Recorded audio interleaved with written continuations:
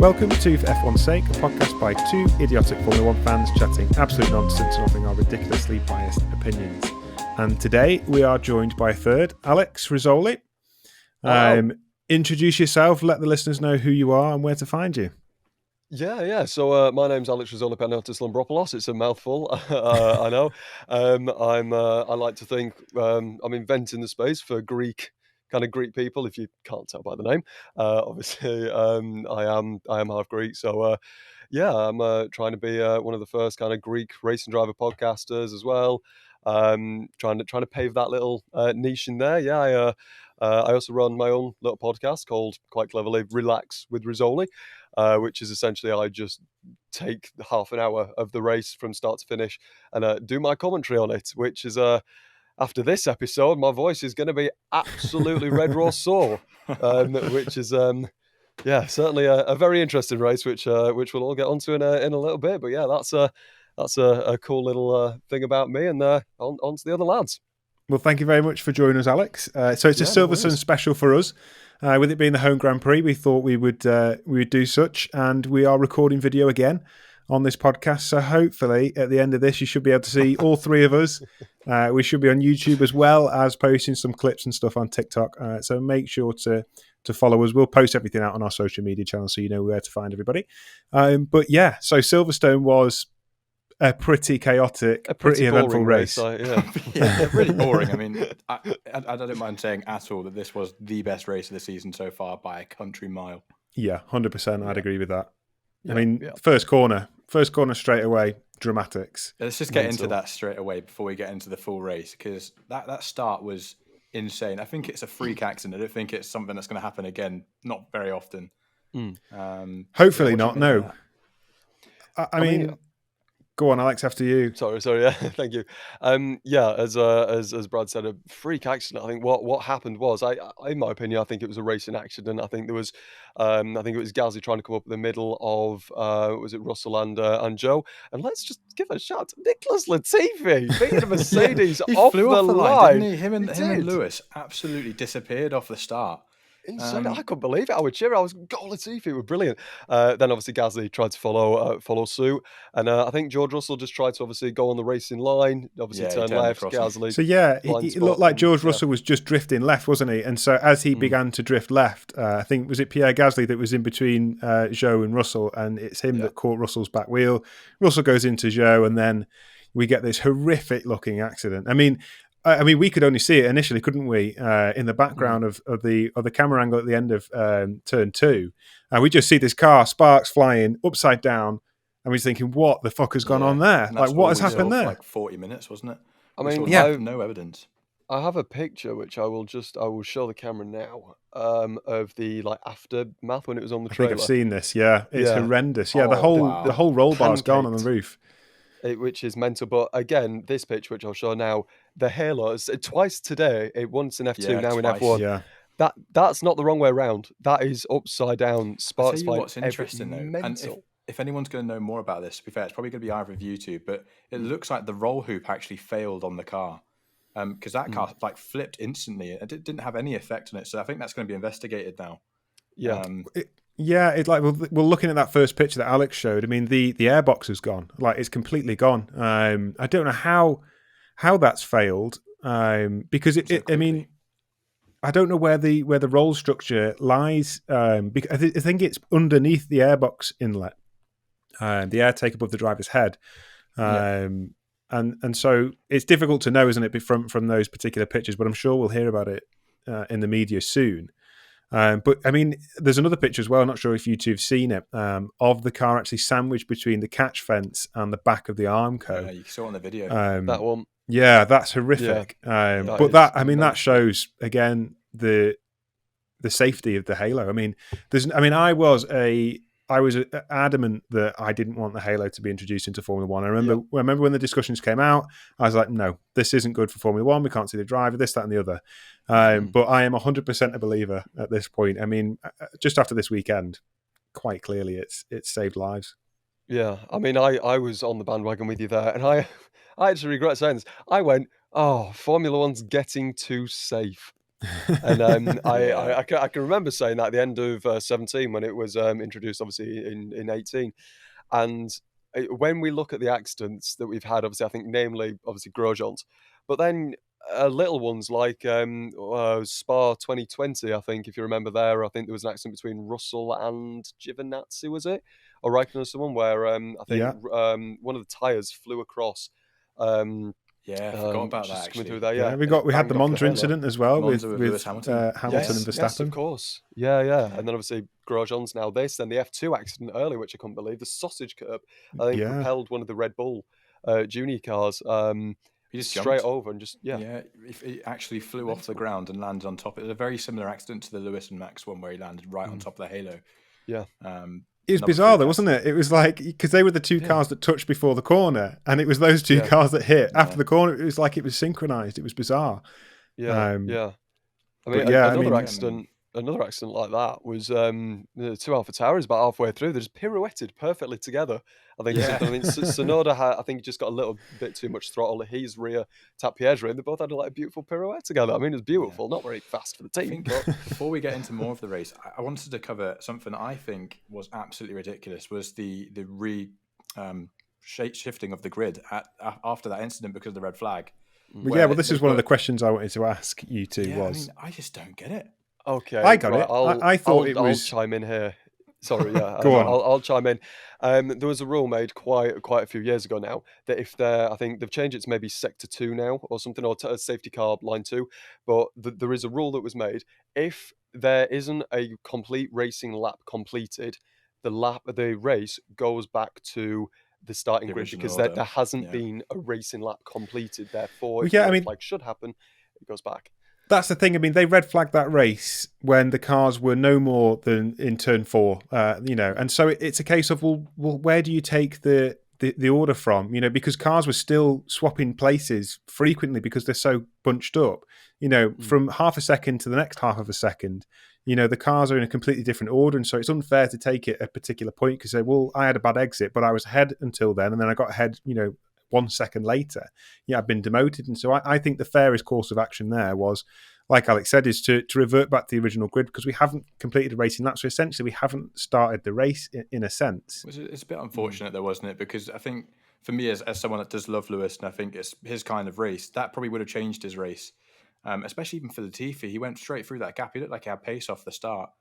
And the Aston Martins, I mean, they leapfrogged at the start as well. They benefited from that chaos. I think people had such bad starts because there were so many people on hard tyres that made mistakes during qualifying who were trying to go long in that race, a bit like George. And it just didn't work out because they were so slow off the start and they had no warmth in the tyres, which was weird. I didn't kind of expect that today, but that happened the whole way through the race where the hards were really struggling to warm up. Yeah. I mean, I was quite looking forward to seeing George play out his race. I mean, I don't know if you two heard the interview with him when it was under red flag, but I think George said to the media, obviously he got out. Can we just say shout out to George Russell as well, of stopping his car immediately, running over to Zhou Guanyu, see if it was all right, which was a beautiful thing. But he actually told the marshals, don't move the car. I'm going to get back in it. I'm just going to see the team to see how we can get it started. And then obviously when he next saw his car, it was back in the pit lane. So he couldn't get it restarted because under the rules, you don't make it back to the pit on your own power. He actually did get back into the car apparently, and he tried to start it and he couldn't get to move for whatever reason. So he ran back to the pit lane to ask the team what he could do. And by that stage, it had already gone put onto the truck to move. Yeah, it's a tricky situation, isn't it? Because, I mean, there has to be some form of black and white rules. There has to be some sort of legislation that's written down in paper that denotes what happens in a race. And because unless it's not written down, it can be used and abused. But we also don't want to actively prevent drivers from taking the initiative and going to help the driver, because in certain circumstances, you think back to Niki Lauda. If there wasn't an intervention from another racing driver, he could have died. There has to be, the marshals are there, and I understand they're there for a job, and that is their priority. It's for them to address. However, there are certain circumstances where drivers can intervene and assist in that situation, and that is all that George Russell was trying to do. And I think it's a little bit unfair to penalise him. However, having had heard that interview that Alex mentioned, I distinctly remember him saying that he was struggling to start the car. So it wasn't a case that the car was, it was easily firing up, ready to go back. I think he would needed a bit of effort to get it going again, and I think that time wasn't granted to him. He wasn't able to do that. So it was kind of 6 of one, half a dozen of the others to whether he could have got back. But we don't want to actively discourage drivers from taking initiative and going to try and help fellow racing drivers. I think that is just pure sportsmanship from George Russell. He's being liked more and more just by being himself now. Which is amazing to see. Yeah. I mean, I saw a tweet on F1 Twitter, which I think I'm along with a lot of people like live tweet the race, and my raw reactions, which is brilliant. It was someone called @TootWolf, obviously Toot and then Toto Wolff, but she tweeted, or they tweeted, George is one of the directors, or the director of the GPDA. Obviously, that is the Grand Prix Drivers Association, which is essentially the committee that stands up for drivers. Grosjean, fun fact, Grosjean was the director of that, obviously, before he left F1. But they put, George is one of the directors of the GPDA. Part of that is making sure that drivers are safe, and anyone who is going to punish him for doing his job can F off, essentially. Well, I don't think anyone was punishing him, essentially, but that is on the back of Tom's point. If a driver has had a serious crash like that, feel free to get out of the car. And, he did compromise his own race, but you know what? Fair play to him. Yeah, it's utter selflessness, isn't it? It's putting somebody else's life before your own, because he had a first-hand view of exactly how bad that accident was.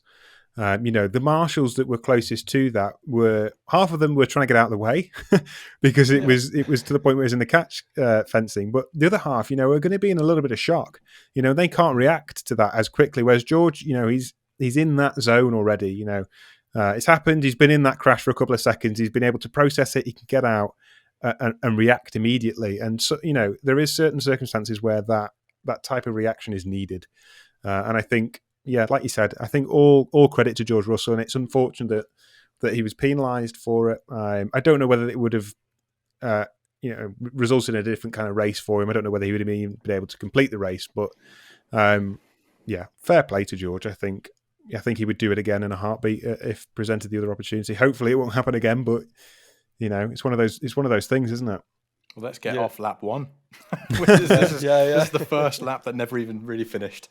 So, so we had a nearly an hour's red flag after that whilst they were repairing the track. Yeah, it was that long. Yeah, it was nearly an hour. Wasn't it? Yeah. Wow. Because Joe was still in the car for a good 15 minutes because the fact that it was sandwiched between those two barriers, and so there was difficulty extracting him in a safe manner because it was pancake. There was nothing kind of protecting him other than the halo, which thank God was there. But we got a restart and we got going again.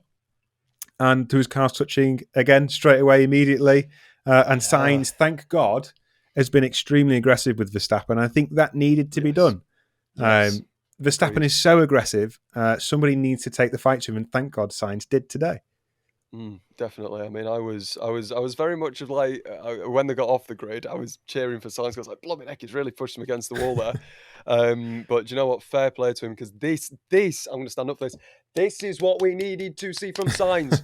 Because we said this for weeks. Me and Tom said this because we keep saying that Sainz is not aggressive enough, and that's what makes him a little bit worse than Charles right now in the same machinery.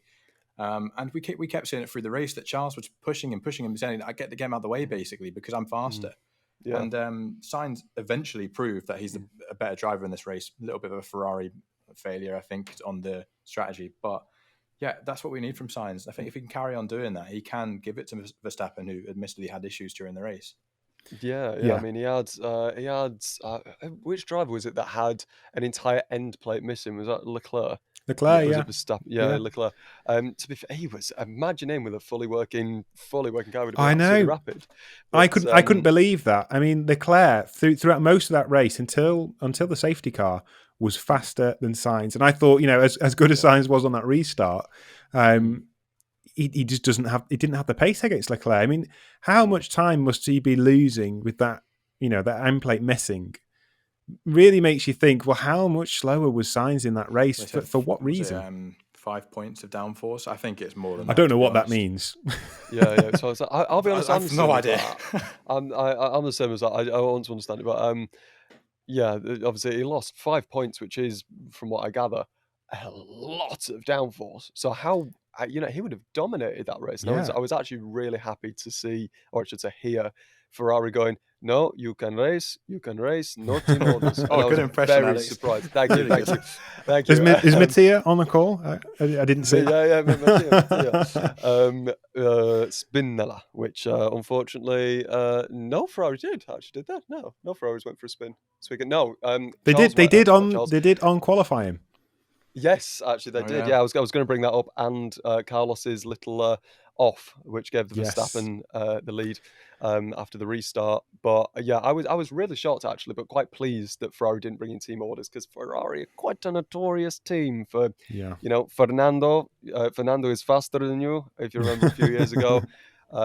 So I was actually really surprised that they were being very fair, because obviously all of this season Leclerc has, let's be real, been the number one driver this season, but now Sainz has finally taken the fight to it. And I remember they were going, right, Sainz, you need to get 132.9 and we'll keep you ahead. If you don't, we'll swap the cars and invert them, which they actually did at one point. But then as it obviously got through later in the race, which again we'll cover a bit later, but it was down to the pit stops and that they didn't bring Charles in, which I knackered him. And it did, and I think that was the only reason why he didn't win that race. I think I don't know, for Sainz, as pleased as I am for him that he got the pole and he ended up getting the race win. For me, that performance was messy, and I think that if anything, it's solidified Leclerc as the lead driver, due to the fact of how much quicker he was with that damage. He was far and away quicker than Sainz, and there's no excuse for Sainz to not be faster than Leclerc in that circumstance. And so, as pleased as I am for Sainz, he's clearly lacking in talent, which doesn't bode well for my bet at the beginning of the season. You might disagree with me, but I think that was actually Lewis's race. He almost had that in the bag. I think Ferrari. Oh, here we go, Lewis Hamilton fan. Yeah, but I think you'll agree with this. That they made a mistake, Ferrari, with keeping Leclerc behind, because the longer they leave it, the more Lewis was catching up, and he was putting in fastest lap after fastest lap. That Mercedes was quick today. However,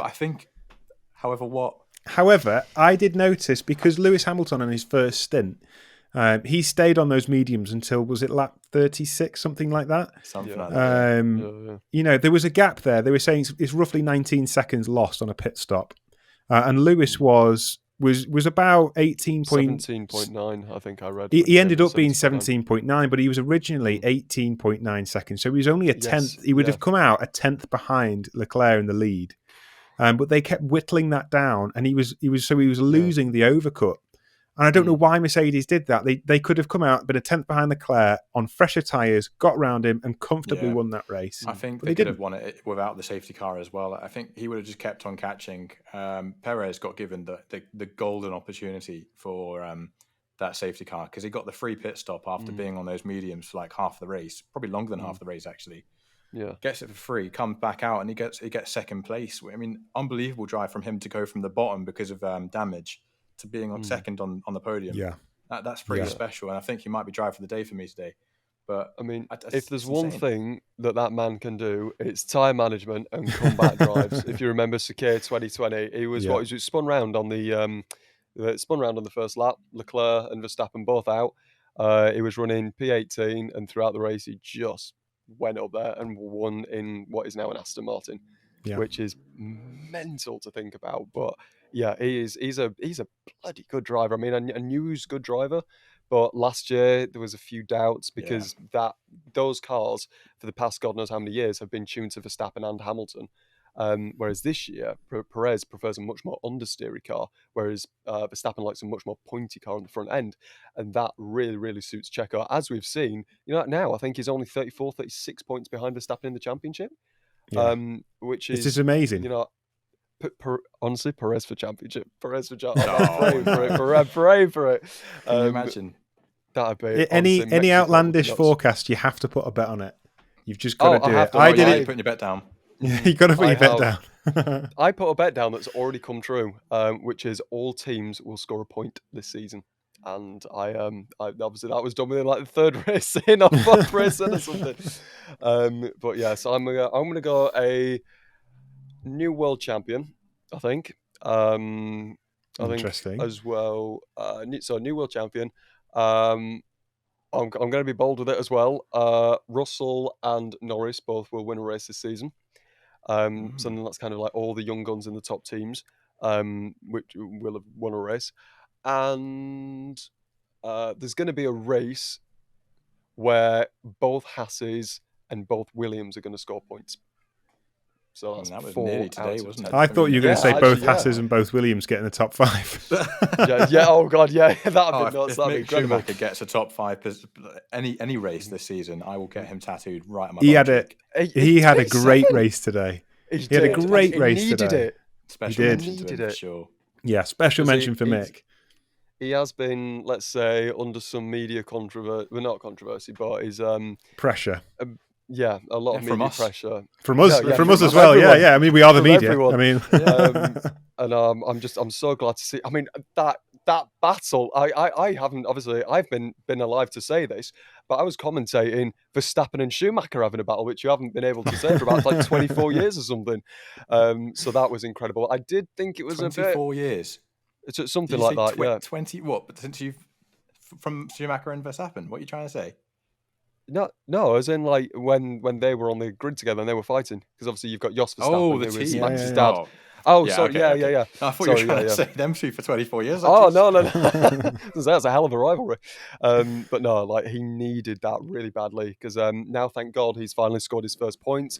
Now this should be a good kind of momentum for him obviously coming to Austria next week. Yeah, bit of a kickstart. Which is obviously the sprint race as well. Which fingers crossed they can do some work there. But I think, and obviously we've mentioned Latifi, but that is, I think, it's been quite disappointing for Williams as in Albon's car, because that car has had how many upgrades? Was it about 5? Yeah. He's had a big upgrade package on it this week, and he didn't manage to make use of it in qualifying, and then didn't even make it to the first corner in the race today. No, so that, by the way. He's fine. He got transported to hospital, I think, precautionary. He got helicoptered over. In a helicopter, yeah. He went in a helicopter. And I think he's ended up back in the paddock now. Good. But his accident, to me, on camera, didn't look that bad. Didn't look bad. It's a concrete wall. It's a concrete wall, but I mean, they've got crumple zones at the front of the cars, which would absorb quite a lot of the impact. But obviously, he must have gone over the G meter reading for them to take him to hospital. But yeah, I thought that was quite surprising because it really didn't look like much. I mean, I think when you look at Joe's, it's such a theatrical crash that it makes Albon's look pretty mundane in comparison. But maybe in isolation, it was a bit more severe. Obviously, it must have been.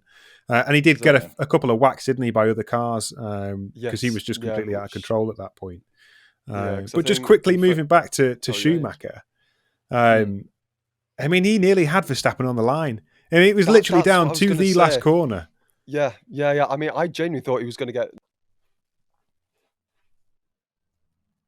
No, he's gone. I think we've lost him. we have lost Alex. There's a screenshot. He seems to have disappeared. Hopefully he'll return back shortly. I'll message him quickly. Oh, he's figured it out. Wait a second. It's on the way back. But yeah, what are you saying? So he nearly had him on the last corner of the last lap. I mean, he was fighting with Verstappen throughout the entirety of that last lap, and it was an unbelievable fight between the both of them. Verstappen seemed to be adamant that he wasn't going to give up that place. I think it took all of Schumacher's strength to kind of try and regain that. I think Verstappen. It took everything out of Verstappen to race the way he had to because he had. I think Did your internet go out? No. I think my PC just had an absolute a thing. My mouse stopped working, my mic stopped working, the audio interface, hard drives, everything. It just blew up. I think my camera's a bit laggy now, but at least you can still hear me.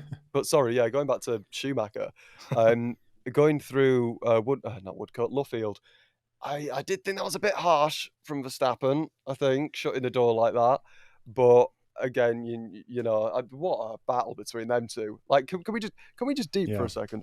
A Haas and a Red Bull were fighting for a P7.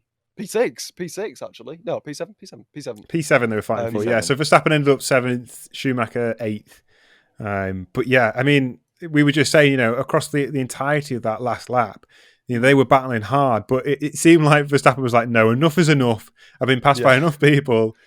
Sod Schumacher, he's staying behind, and he managed to do it. But I mean, it was looking like Schumacher could have caught him and come around the inside on that last lap. I mean, great racing. That's what we want to see. Absolutely. I mean, it is nice to see him, because obviously we know he's not. We know he is a very talented driver. He's a Formula 2 champion, and he obviously carries the Schumacher genes in him. But yeah, it was a very, very close battle. I genuinely thought he had him on the line. And then Verstappen. I did. But talking about Verstappen, what was actually wrong with his car? Yeah, because what was so major that he couldn't, he finished down there? Because I didn't see any bits of bodywork that flew off. Was it floor damage? Was it? I think, because he mentioned something about rear grip or something. But so I think that one of the main factors was, I mean, originally he thought there was a puncture, and I think he may have had a slow puncture, but once obviously they'd gone to the pit stop, they replaced the tyres, that seemed to have been resolved. But I think what was causing the issue, on the back of the rear brake ducts, you have these kind of turning vanes. And apparently they generate the majority of the downforce at the back of the car because of the fact that the last kind of point of contact. And so as soon as one of those is removed, you kind of got a load of turbulent air coming through one side of the car, and therefore your balance is kind of off. And so I think it was that was causing Verstappen the difficulties in the latter stages of the race, to the point where he was just like, the car is 100% broken. But in actual fact, it was probably about as fast as a Haas. So, not really broken. The commentators said that it was floor damage in the end. They got reports back from the garage saying that it was floor damage to Verstappen's car, and that's what caused him to be so much slower. So it would have been the debris that he picked up at some point, probably from Perez's car, funny enough. Yeah. But yeah, his race was pretty much over as soon as he started. When Max says his car is 100% done, usually that car is done. But I'm surprised they didn't retire the car, but he carried on battling away and he still got points, so fair enough to Max. Yeah, well, they had to go out there and get points because of the fact that Charles was so far up the grid. They had to ensure that they were at least clawing back something. That last, was it maybe 20 minutes of racing was outrageous. I have never seen anything like that. To have 3 cars battling for the top spot is special. But then those 5 cars.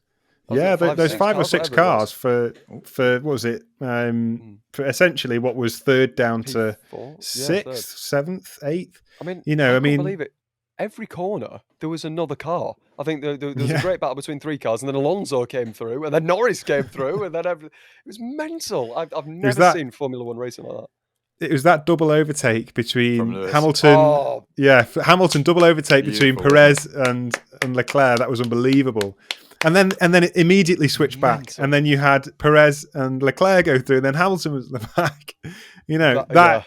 That's racing. That is racing. I mean, proper. I mean, he didn't have the straight line speed, Lewis. I think that's where he struggled a little bit. Was the Ferrari, even on the hards that were worn, was still quicker than Lewis on those straights. But when you get into the corners, that Mercedes was properly flying into them. A great race from Lewis, and that's exactly what he's wanted for a while. But like at the end of the race, he said, all right, lads, we need to sharpen up a little bit, basically, because they know they could have won that race. And if 1.5 second pit stop probably nearly lost them, or did lose them that position where they could have been battling the Ferraris just before the safety car. I mean, we've said it in the podcast before. I think there should be a safety car 20 laps before the end of the race every week. Mandatory safety car. Because we get such good racing at the end of a Grand Prix. Through that, isn't that what everybody wants to see? So it should be like one team has to crash a car. You're kind of talking about how I think IndyCar works. So IndyCar has, I think, 3 separate stages, or at least like the Indy 500 has 3 or 4 stages of the race. So you can win, essentially, you can win a section of the race, and I think you still get a trophy for it. It is like winning a stage. Obviously, the stage that matters the most is the last stage, because that's for position. But they literally come into the brakes, have a little stop. Not the 500, but a few of the other races. I'm sure I saw it on that documentary of what's his name? NASCAR, not IndyCar. Sorry, NASCAR. They have different sections of the race. Bubba Wallace, that was it. That's I've seen that. Yeah, the Bubba Wallace documentary. Yeah, that's awesome. So they have like different sections, and it essentially just allows the entire field to bunch up every so often laps, and then you get more points for winning a section of the race. Arguably, I would like that, but at the same time, it would ruin the flow of a Grand Prix. I think the reason that I a think safety car is exciting is because it's out of the blue. It's like, oh, okay, something's happened. Whereas if it's planned every week, it gets a bit like, oh, okay, here comes the last stage of the race. If you get what I mean.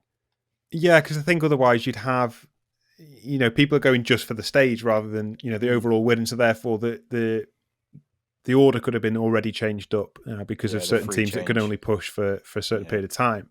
But yeah, like you said, like the safety car brings that element of surprise. You don't know when it's coming. And so, somebody could have pitted, a lap, 2 laps before. Lando Norris, I think, pitted 5 laps before the safety car, sod's law, because he could have potentially got on a podium if he had a good strategy today and he'd taken advantage of stuff. It was, it's that case of you not knowing, because I think if you were to say, all right, we're 20 laps before the end, we'll put a safety car in, no team would stop until the safety car comes out, and so then it would be a bit pointless. Idea, but it's one that I would love to see. If, maybe they say between the 30 laps and 10 laps, there's also going to be a surprise safety car, and we're not going to tell you which weekend it's going to be at, but there's going to be one. Yes, yeah, that is the thing. But going back to the pit stops as well, obviously, I know you're talking about Lando Norris.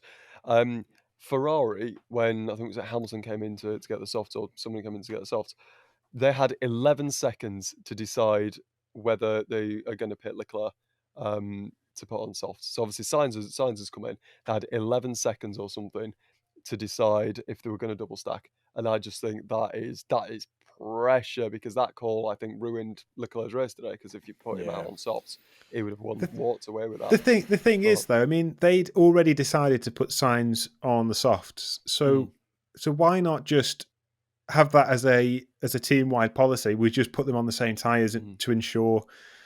I don't know. I mean, they were in pretty similar positions. I know maybe they wanted to split the strategy just in case to seal off that win potentially. Enough space there was there. I don't think there was enough space between Sainz and Leclerc to double stack and then also have Lewis come in for a clean stop. It would have been an unsafe release, or something would have happened.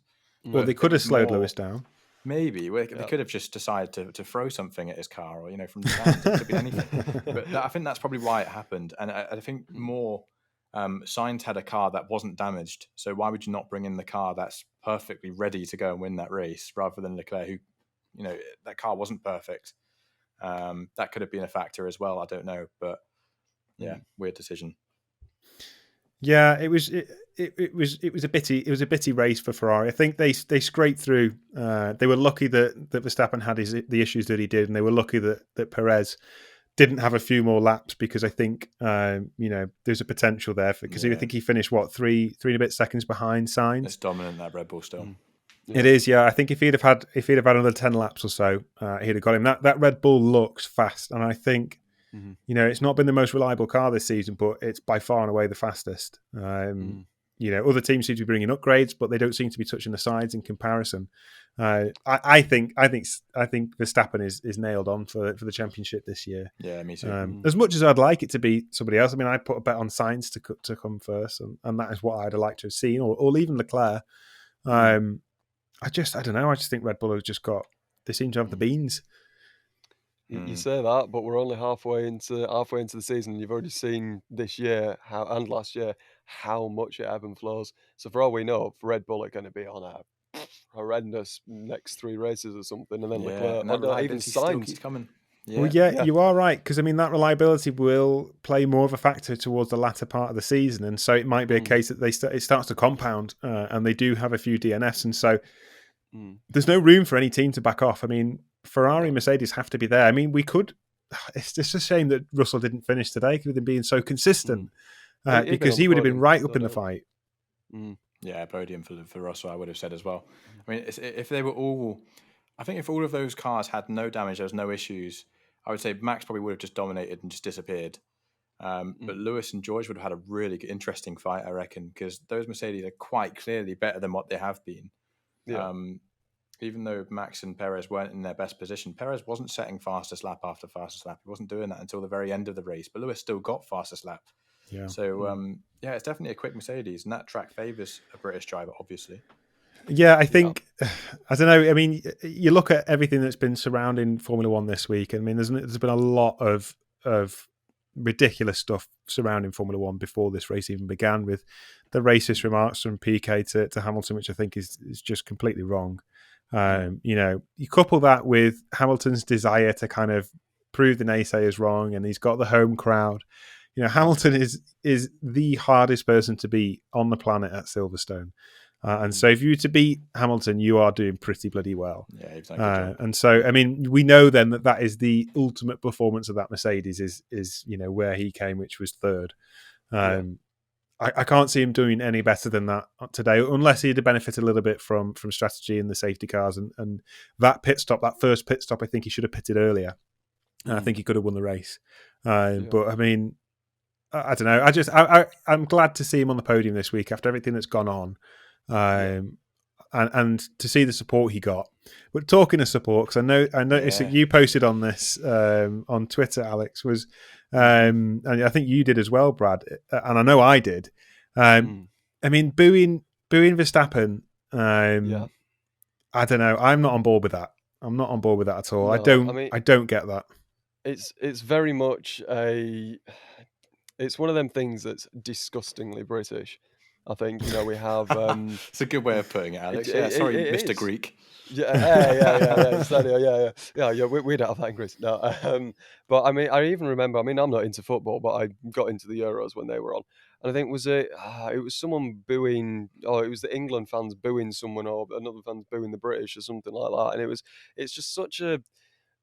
It's not a nice thing. I mean, it doesn't get under the driver's skins. If anything, it spurs them on, but it just makes you honestly just seem like a bit of a dick. I mean, it's a bit embarrassing. Yeah, because these drivers are the 20 fastest people on the planet. As we've seen through many, many accidents, that these drivers risk their lives. They get potential life-threatening injuries, or even they die. And I just think that us I say us, I'm not going to classify us as them, but British people, the worst of British people, have this ego type thing to think, oh no, we're better than all the rest, and I could do that easily. Like that's a very British attitude. I could easily go on a football pitch and run around for 90 minutes and score them 3 penalties that the England team missed at the Euros. Just seen a tweet about that. Literally just seen the tweet saying you got like Danny at home with his vest on screaming at the TV saying he could do that.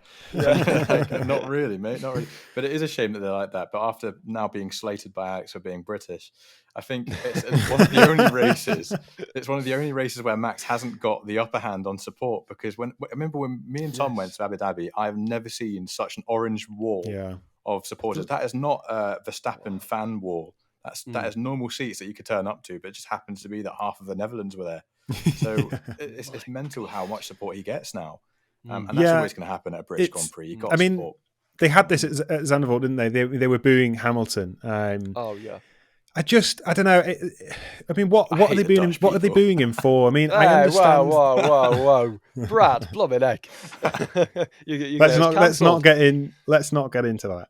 But I mean, what? If you have to ask yourself. I mean, what were they booing at? Because I mean, if you think back to Silverstone last year, at the end of the day, that was technically Hamilton's fault. We can argue the toss forever and a day, but 6-1 halves. But I think Hamilton didn't do any worse for that. He won the race at the end of the day. And then you look at Abu Dhabi, as aggressive as Max was throughout that race, he wasn't the one that made the decision to allow certain lapped cars through. That's not his call. He benefited from it, but it wasn't his call. And so therefore, to boo him on either of those grounds, which are the only two I can think of, I mean, obviously, there's certain things that come through in terms of, the races that we had last year and the fighting that was going on. But I don't know. I just thought, it's poor form that from the UK. Fair, though, we should hold ourselves to a higher standard. We should, but fuck the booing in this one, because every time Lewis did make a move, the cheers were unbelievable. And I love that. I love to hear that. That's the loudest I think I've ever heard Silverstone, which is saying something, because we've seen some special moments, but that double overtake, even I jumped out of my seat. I think I might have broken a couple glasses actually, because it's like an earthquake. I dented the roof. I'm getting a bit heavy. Yeah, I dented the roof. Honestly, that entire, like, my Snapchat story. I'm sorry if you're on that and you're listening to this. In fact, I will scroll through it now. I practically filmed the entire Grand Prix.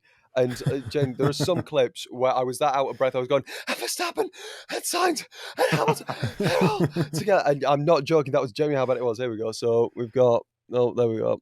Trying to show my hat. There we go. So got all this. Dear. And it keeps going. Yeah. And it keeps down. keeps going, and there you go. Oh my, Alex, genuinely, I mean, you should be getting.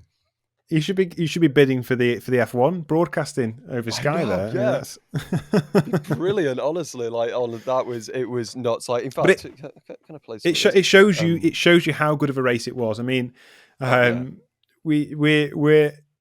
it's guaranteed that as soon as we go to France in a few weeks' time, that we're going to get a pretty shit race. And I've been pretty vocal about the French Grand Prix and how poor it is.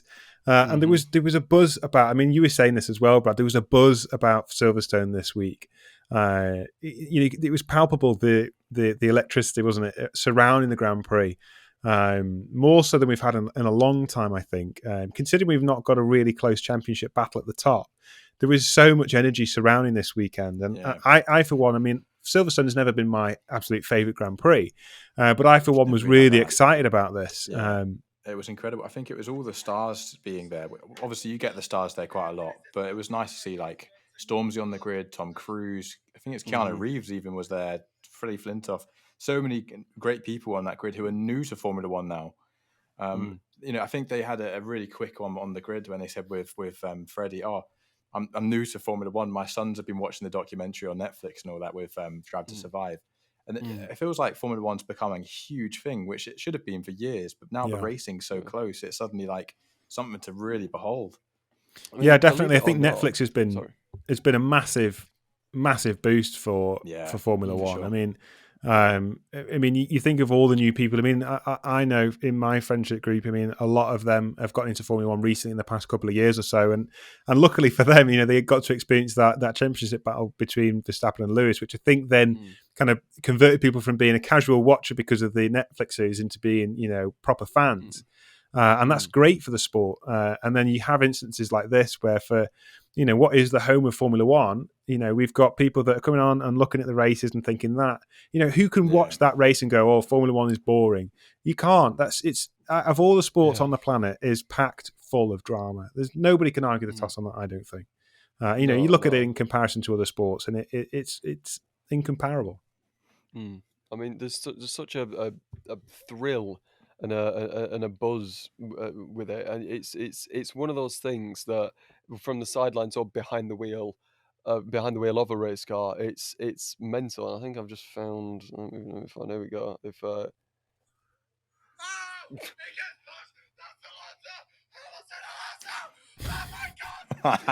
That was me and my mum throughout the entire race. We were genuinely screaming.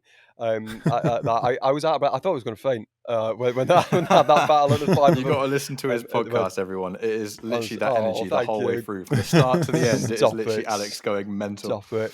Really fun to watch. Thank you, thank you. Yeah, it's. I'd have to say I've got quite excited. Like I was listening to a few of season ones, and especially like the finale, and I was going, no, I don't sound like that, do I? I don't. So please don't tell me I sound like that. And I listen to it and I'm going, oh god, that's very embarrassing. Like, but it's nuts. But as Tom was saying, it is one of them sports that sometimes can be a little bit boring, but the concept of it, when you think about it, cars driving around at 330 kilometers an hour, or like 217 miles an hour, I should say. With all this downforce, these drivers are pulling. I don't actually know. I didn't see the graphic of G forces this year. It gets up to about between 5 and 6 G, I think, isn't it? Yeah, they were pulling 5.9 Gs through Magnussen and Beckett's last year. 5.9 G. That's as much as a fighter pilot. I mean, obviously vertical Gs is obviously what fighter pilots use, whereas drivers obviously use horizontal Gs, which is a lot different. They can't kill you, whereas vertical Gs can. But it is nuts that these drivers and people can say it's something that aggs me. If you want to ag me, or if you tweet me this, there will be a long like thread on the bottom of it. But when people go, it's just driving in circles, isn't it? I'm just going, right. Here comes a rant. Here comes a rant. Looking for a scrap. You have to. For people that say that are typically people that haven't watched. Or have watched a poor race, and there are poor races. But you look at things like Silverstone this year, Spa 21. You look at Spa 21. There's been instances where we've had really shit races, but there's so many races. I mean, it's not very often that we get a race on a week where nothing happens. We used to, back in the day, where we used to have Hamilton drive off into the distance and he would dominate the race from the word go. But for the past couple of years, at the very least, we've had some great racing. But interestingly, reverting back to that original point that we had about the Halo, this is something that Haley said to me was, it seems to me over the past couple of years we seem to be having a lot more accidents than we ever have done. I don't remember a Formula One being as accident prone as it is currently. I think I know where you're going with this. I think I know. Are you going to say something like that the drivers feel like they're potentially too safe or something, so they go for a lot more moves than I don't know. Wouldn't. I'm fairly impartial to it, I think. I just wonder. I wonder what that cause is. Maybe it is. Maybe it is the drivers because of the Halo go for more. Maybe it's because we've got so many young drivers in the sport nowadays. I mean, if you look at the field, I mean, obviously we've got a few old blokes, but we've got quite a few young drivers in that field that they're trying to prove a point. I will argue that. If that's all right. Go on. I will say that this is some of the cleanest racing I've ever seen in Formula One right now with these young drivers from Formula 2. Norris, I know Verstappen's been involved in a few, but like Norris, when Norris, Leclerc and Verstappen fight, they don't take each other off. I don't, at least from memory. I know Leclerc and Verstappen, especially at Austria last year, certainly banged wheels. But there's not a Rosberg-Hamilton type incident or... let's say Senna. Well, there was last year. It reminds with Verstappen and Hamilton, there was quite a few of those Rosberg-Hamilton incidents where they're going wheel to wheel. I mean, obviously, look at Monza, for example. I think one of the oldest out of the young blokes, I think so. But I don't know, like Tsunoda. I mean, I know he's had a few things. I don't know. I just feel like they're the talent pool now with these young F2 drivers. I mean, God, Yuki is born 363 days before me, just under a year. Yuki is still a toddler 21. By the looks of it. He is. Yeah. Okay. No, I was going to do his age. I wasn't going to make a height joke. But no, I mean, he was literally born a year and 2 days before me. Which makes me feel so old. It's like, oh my God. It's a weird era that we're in, isn't it? Because I thought what was really strange is a couple of days ago, Yuki Tsunoda was playing Apex Legends with It's Timmy and streaming it together. So that's something that they're trying to push out now, is that the teams are trying to get drivers to stream. That means absolutely nothing to me. It means a lot to me because it means they've got the spare time. Like, you would never see Lewis streaming, would you? You just wouldn't see it because he's so driven to being perfect all the time. But then you've got Lando on the other hand, who's literally just having a laugh every day. It's like a different era. They're just so confident now. I think that's the confidence of drivers. Now they have that safety, maybe. Yeah. Them into better I mean, I would say, look, I would agree with you on a certain level that there has been a lot of incidences where we have had clean, good racing. But I think the majority of that comes from people with higher talent. You look at Norris, Verstappen, Leclerc.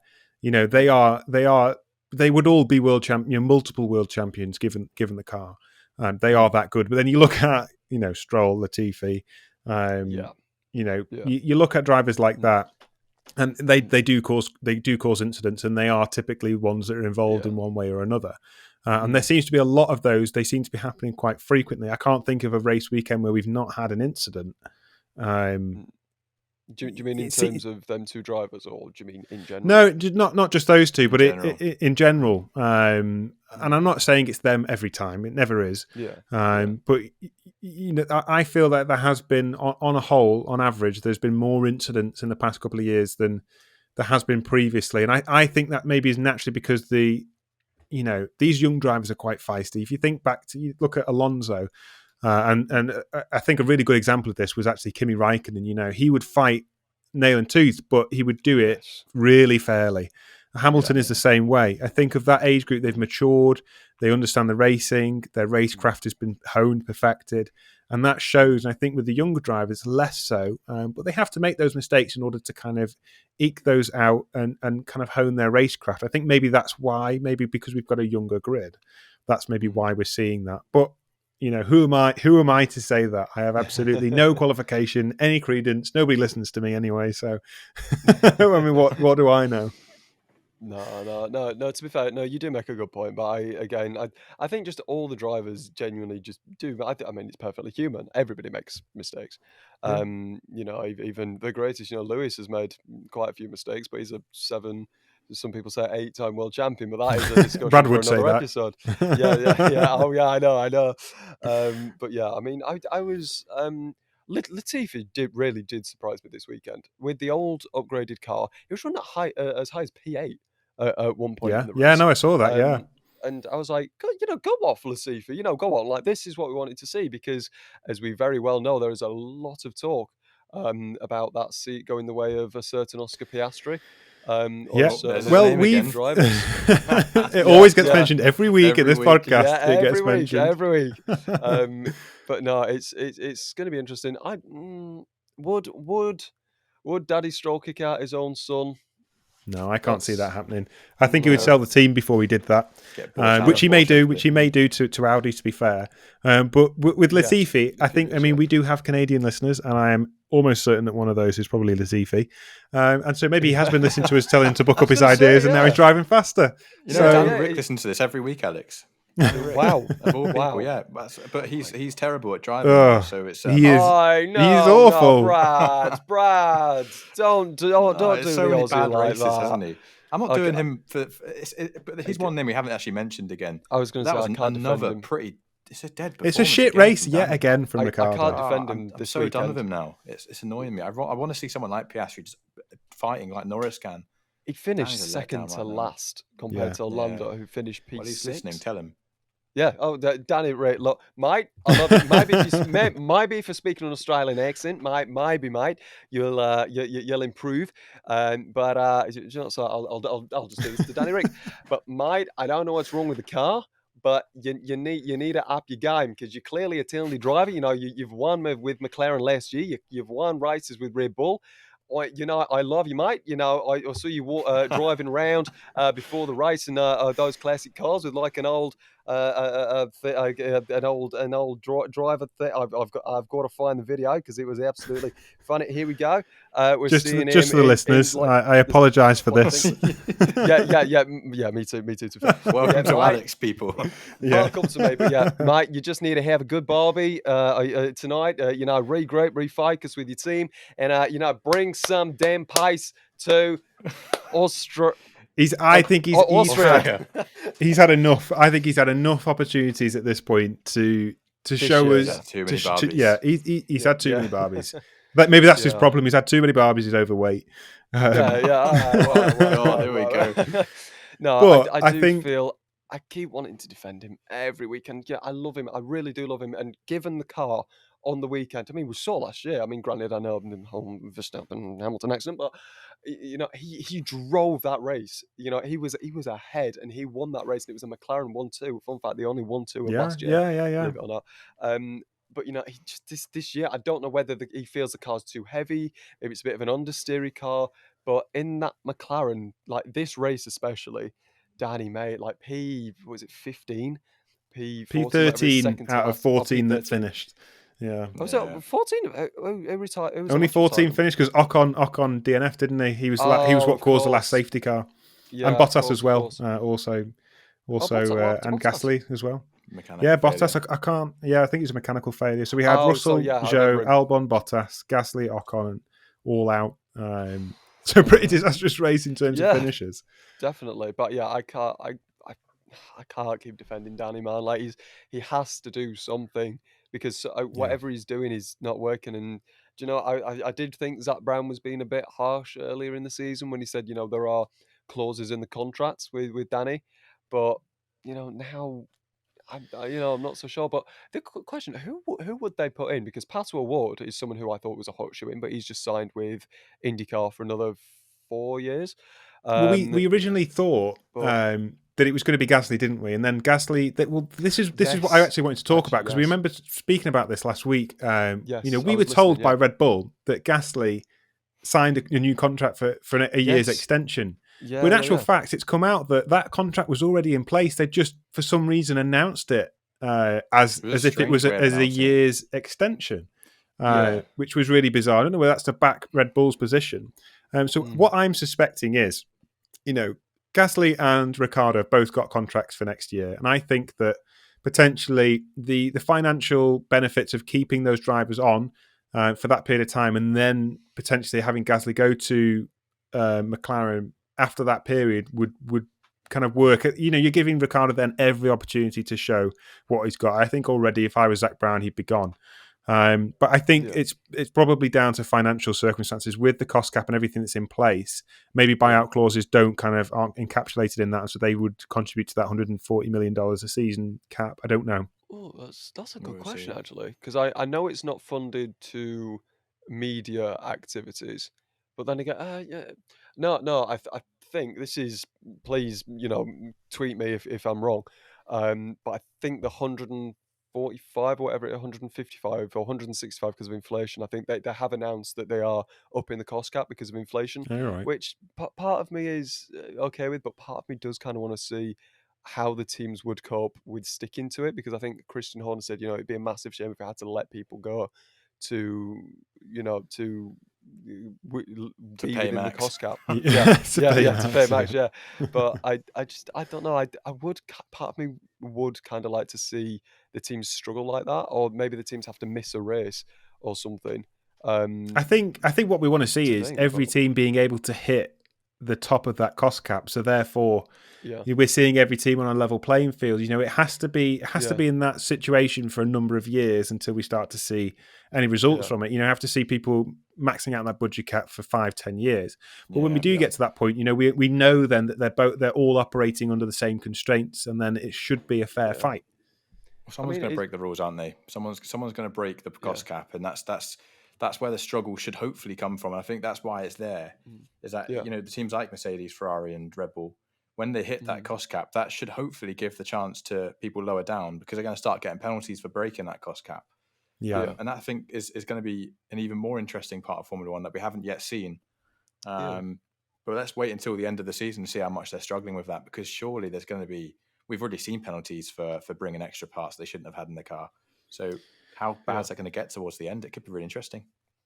Yeah, it will be. It will be. It will be interesting to see as well. Like we've said in previous podcasts, what's going to happen when the testing restrictions come in place for new parts. That should then start to hamper Red Bull at that point.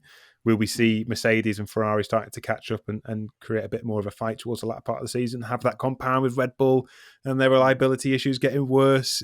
Could Carlos Sainz come good and I win my bet? Who knows? It's all up in the air. Verstappen is winning next year. I've not got much confidence in that bet, to be honest. So last question that I had for you two was going back to the very beginning to Joe. Do you think this is going to affect him mentally coming into Austria? Because that is a big crash. That is scary, no matter who you are. Is this going to impact him?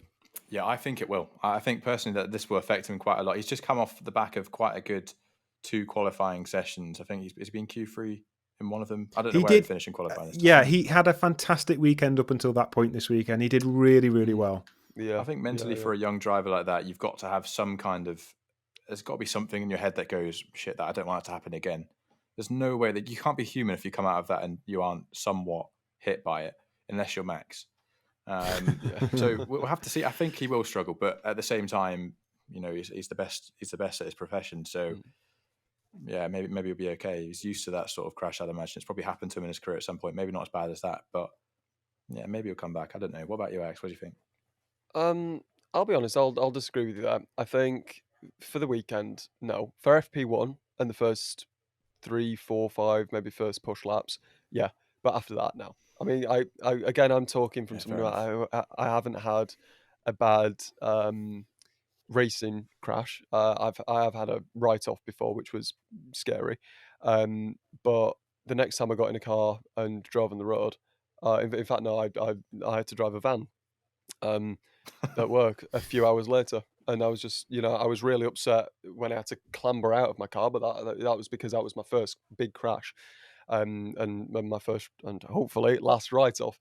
But yeah, I had to get in the van a few hours. I mean, granted, I know I'm not risking my life, but I still got in a few hours later and went, yeah, okay, it's fine. I've driven a mile. I'm fine Fair now. enough. What do you think, Tom? But yeah, I'm sorry. Just before Tom nips in, I think that, as I said, the first few push laps, but obviously, yeah, I think after that Yeah. he'll be fine. I think again he'll be a little bit cautious, but I don't think he'll be really shaken up. I think he'll talk to his team tonight. Talk to his therapist, talk to his team, distract him, make him happy, and he'll be all good. Maybe apart from maybe the first few laps in FP1. Yeah, I think I probably tend to agree with that. I mean, they've got the best psychologists, money can buy, haven't they? I think they will throw everything at making sure he's in a good mental state. I think there will be maybe something that lingers there. Maybe we won't see the best of Guan Yu Zhou for the next week or two. He might be quick, but he might not be at his 100%. Yeah, definitely. But I think these guys are competitive, aren't they? I think when it gets down to it, they would die in the car if it meant they'd win the race. It doesn't really make sense, but I think they would. I'd be prepared to die in a go-kart just to win the fucking race. Yeah. And I'm not a Formula One driver, and I'm not being paid for it. So no. I don't know. I think there may be a bit of dip in performance, but I think when it comes down to it, if he presented the opportunity, I think he'll bounce back. But it was just a lingering thought I had. Because that was a scary crash, Because if we can just talk about it for the next minute or something before we go on to your next thoughts, Guan Yu Zhou, Zhou Guan Yu, this season, I'll be honest, I'll put my hands up. When I first heard he was coming into F1 and I heard that there was a lot of Chinese money coming into the sport, I was a bit like, I think I know where you're going with this. Yeah. Is he, he was competitive in F2, but again, is he going to be on the level of Schumacher, the certain driver that shall not be named, that left the sport at the start of this year, from Haas last year? And part of me was a bit like Alfa Romeo. We've had Raikkonen and Giovinazzi in the team last year. It wasn't a very competitive car. Hopefully, they can do something. But this year, that man, Jesus Christ, he has outperformed. He's outqualified. Is it Bottas 2 or 3 times in the past 2 or 3 races? Yeah, he's something. He's mad. Yeah, he's been his race pace as well. Sorry. Yeah, he has. Yeah, he's been really good. I mean, like I was saying before, this weekend especially, he did. He's been. I was exactly the same mindset of you. I think Brad was as well. We all thought, this was a pay driver. It's just another circumstance where it's a Latifi, it's a Stroll. That they've got a bit of talent, but how much can they really offer the team? But then also that adds to our favourite driver in the world, Oscar Piastri. Oscar Piastri beat in Formula 2 last year. How good is Oscar Piastri? This guy must be ridiculously am I right in saying good. he's won the Formula 4 championship in his first year, Formula 3 in the first year, now Formula 2 in his first year. Yeah, and he did. Doesn't have a seat in F1. Yeah, and they were 3 consecutive years. There was no gap in between those. It was just win, win, win.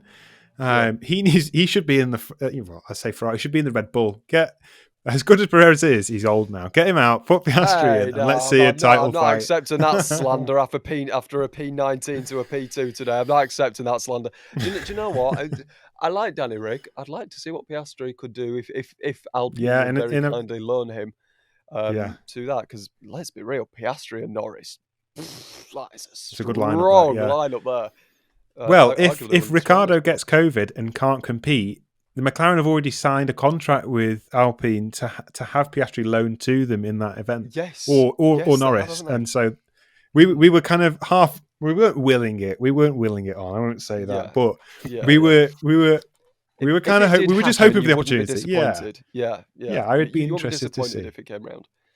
Yeah, But exactly that. no, he's a damn good driver. I mean, same with Yuki Tsunoda actually. I mean, he obviously I don't think he's definitely not a paid driver, but he went from F4 to F3 to F2 and F1 in 4 years, which is fingers crossed what I can do now. But, he's Yuki's a good driver as well. Yuki's a funny one for me because he's either it kind of seems to be all or nothing for Yuki. He either does really well in a race or he does really poorly. There's no kind of middle ground. I think it kind of as an homage to his personality as well a little bit. He's a bit gung ho. We saw that in the Netflix documentaries. He's not your typical athlete, let's say. He's a teenager. I think he is. Yeah. He plays games. He doesn't want to go to the gym a lot. He eats a lot of nice food. Obviously, being from Japan, they have beautiful food over there. I can't. Sounds a bit like Brad's day. Honestly. Well, at least I'm not 5'1". That's very true. Yeah. He is a very odd athlete, isn't he? But he is still a great driver. And like you say, he's gung-ho. He's in and out. But I think that kind of brings us on to what we should do now is the top 3 winners and losers for this race. Yes. I think we're going to start. Do you want to start, Tom? Start us off. All right, okay. I'll go for... So let's go for bottom 3 first then, shall we? All right. So I'm going to say Russell, just because, he did everything that you would expect of a decent human being and finished in the classifications effectively last. I'll also go for Albon because of the fact that he had these upgrades. He didn't manage to make use of them in qualifying and also then crashed out of the race, ended up in hospitals. Pretty bad weekend. And then I'm going to go for... Let's go for Verstappen because he could have quite easily won this race had he had no issues. And when's the last time we've seen Verstappen out of P1 or 2? It's been, other than DNFing, it's been a long time. He hasn't, has he? I think every race this year he's either finished first, second, or DNF'd or something like that, which is... Yeah, I think it was the last 23 races or something. He's finished first or second or DNF'd. It's unbelievable. He's such a good driver right now.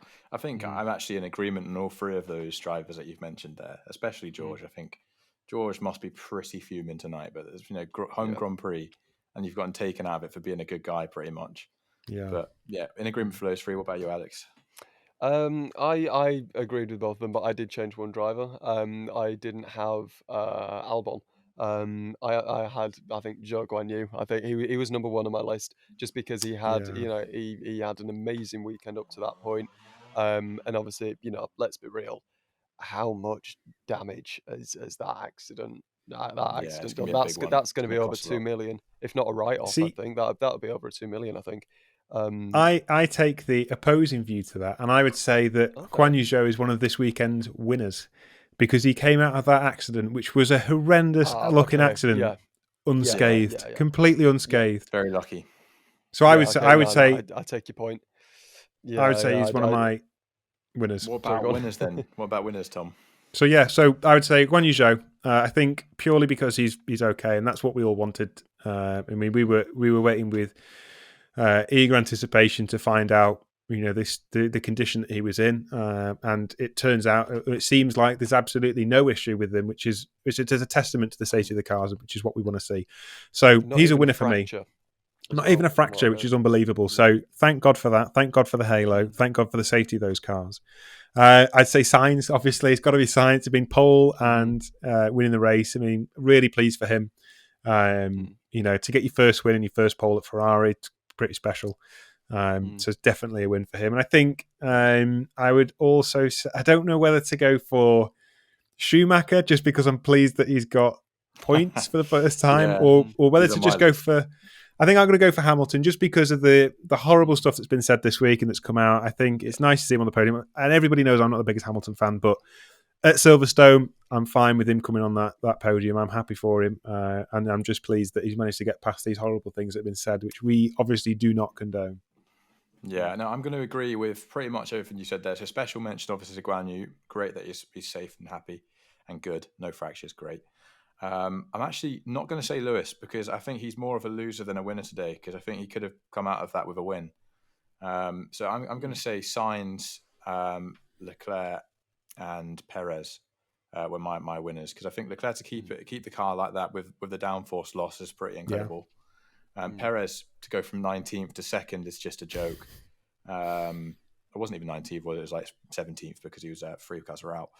But and then obviously with Sainz being on pole into a win, that's a very special thing. 150th race, it's like it's written in the stars. Yeah. So happy for him. What about you, Alex? Yeah, I did like 2 sets of winners, but it's because I thought the first set was so predictable and boring. So I did Was it Sainz, the podium Perez, by any Hamilton. chance?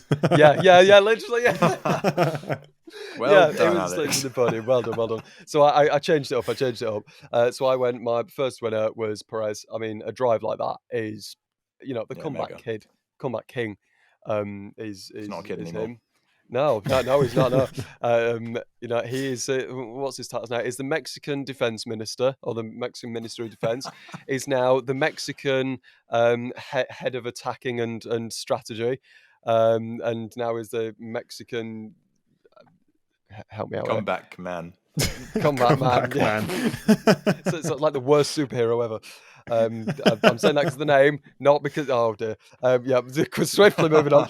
So Perez was my first. Mick Schumacher. I'm just bloody glad to see that he didn't have an accident in the final few laps, and that he finally brought home his first Formula One points, which is lovely. And then my third was good old Vettel.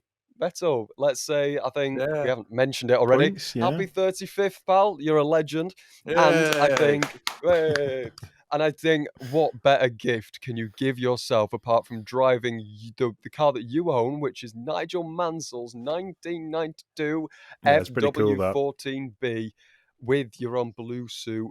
Everything. It was weird seeing Vettel back in blue, but I liked it. Driving that on sustainable fuel around Silverstone, and from Vettel as well. I think if he started, didn't he? Bottom 5, I think, or something like that. Was he? Or bottom 5. Yeah, bottom 5. Vettel, So 18th again, he started. Yeah. So and again, another great comeback race from him. But imagine just driving that car in front of Silverstone. There'll have been fans in there that have never heard of E10 scream like that. And you know what? I think it was Karun Chandok that said in FP1, and again, this is a topic for another podcast. But he went, scrap the hybrids, get rid of the hybrid power, and bring in the old V10s with the fuel that Sebastian Vettel is making, and all this carbon neutral fuel. And I'm 100% on board with that. 100% on board with that. Absolutely, because I've heard of V10. Have any of you two heard V10s? Yeah, a Goodwood Festival of Speed. Yeah, I've been at a race during that era. I was at Monaco back in the day when they had the big screamer cars. So I was young at that point. But I was, I must have been like a mile away from the track, because in Monaco, if you haven't seen it already, there's a hill that goes up the right side of Monaco, just out of the city. So it takes you to a different area behind Monaco. We were on that hill. That's how far up people sit to watch that Grand Prix. So we could hardly see anything, but you go for the sound at that point. I was still wearing headphones. I was young, but I was still wearing headphones because they were that loud. And Monaco's a tiny place, but let's not get into that now. But yes, I am totally on board with that. I think every Formula One fan on the planet would be on board with the V10s coming back. But will they do it? Yeah. No. Will they? No chance. But it'd be very nice to see, because I mean, let's be real. The only thing worse about these engines is the noise. Back in the day, they were going through engines every 2 or 3 races. F2 sounds better now. Oh yeah, it does. I think F2 is beautiful. It's purely because they are. Yeah, I think purely with F1, it's because there's so much hybrid elements in terms of energy recovery that they obviously are going to take away the noise, because noise is wasted energy at the end of the day. Because if you think back to the original turbo era, they still had the same format of engines. It was a small block V6 essentially. That they were using, but they were miles louder because they were just turboed, and they were spitting flames and all sorts. And because they're not doing any of that energy recovery, and we're getting the most efficient engines ever. But I mean, what does that mean? It's not being translated to road cars. It kind of dulls down the sport a little bit. I mean, if you look at Formula E, if you look at the Goodwood Festival of Speed, at least this year, look at the fastest laps. They're all electric, and I'm like, well, it doesn't interest me. I'd rather watch a slow car that's burst on my eardrums than a fast car that's completely silent. There's no drama to it. For me, I think for a hill climb, especially like that McCarthy, whatever that tiny little the beast. McMurty, I think it's called, isn't it? The Something like McMurty, that. yeah, that thing. That is nuts. Obviously, that was driven Yeah. by Max Chilton, a Formula One driver, and brother of Tom Chilton, who was raced in the BTCC for many years. Fun fact. But yeah, that I wouldn't mind. In fact, no, I would like to see electric hill climb cars, but not just purely that, a mix of them. But something about Formula E, it's not the spectacle of Formula One. I can't get excited I hate over it. a Formula E I race. can't watch it. When they go into attack mode, like get in the bin. It's not a car at that point. If you've got attack mode, I mean, saying that, I hate DRS as well, and we've always argued that DRS shouldn't be anything, but that's for another day, because we could argue about this for ages.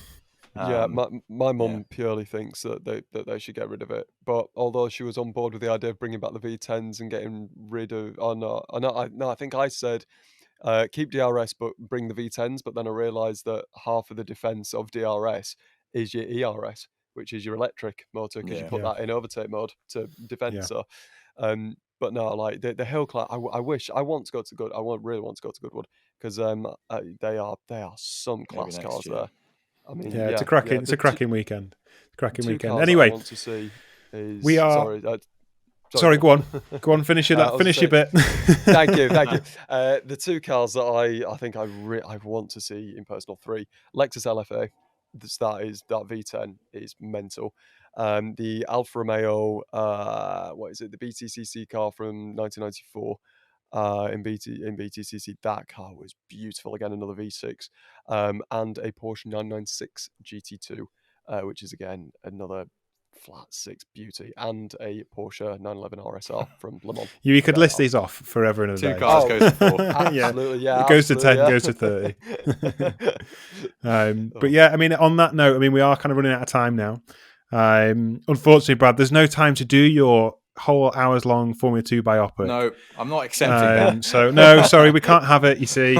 As much as everybody loves it, they've got no time for it, unfortunately, as people will be very upset, I'm sure.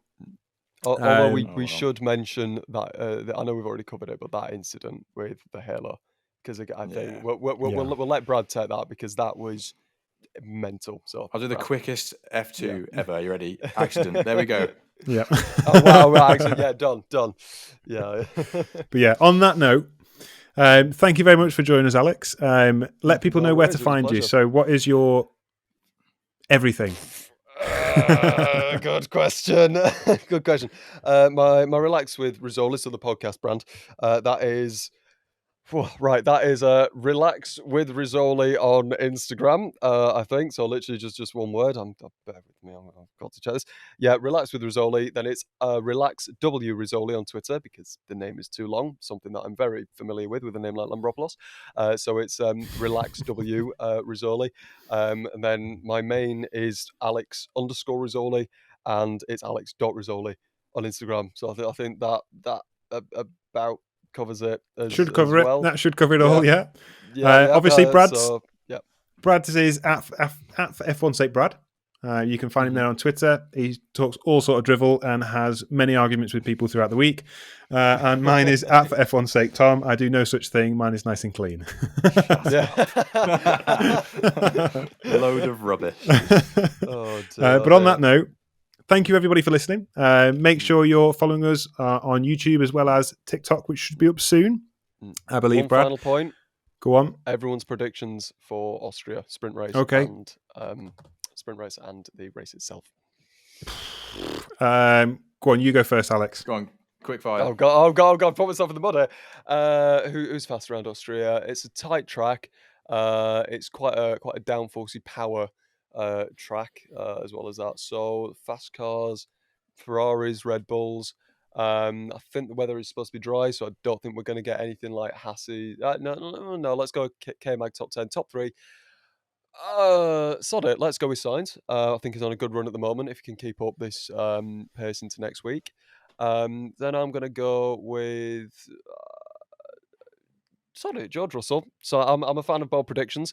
Sainz, Russell, Hamilton. I'm going to go because I think Leclerc and Verstappen are going to crash into each other. Interesting. I'm going to run with that. I'm going to run with it. I'm going to stick with what Alex said. Oh yeah, Okay. okay, yeah. I'm yeah, gonna that's go. fair, yeah. I'm going to choose a different tack. I'm going to go. I'm going to go really conservative. I'm just going to say Verstappen, Perez, Leclerc. Boring. Boring. It's what's going to happen. It's what's going to. I've made too many bold predictions this year, so I'm going to stick with. I'm going to stick with the safe ones. Fair enough. But yeah, fair enough. So thank you very much anyway for joining us, Alex. No it's worries. our It's been a Silverstone pleasure. special. You should be able to see us, like I said, on YouTube, TikTok. We'll obviously be posting the podcast out on every platform available. Make sure you follow us all on Twitter. Until the next race, thank you very much for listening. Make sure to share it with your friends and family. Until then, thank you very much. See you later.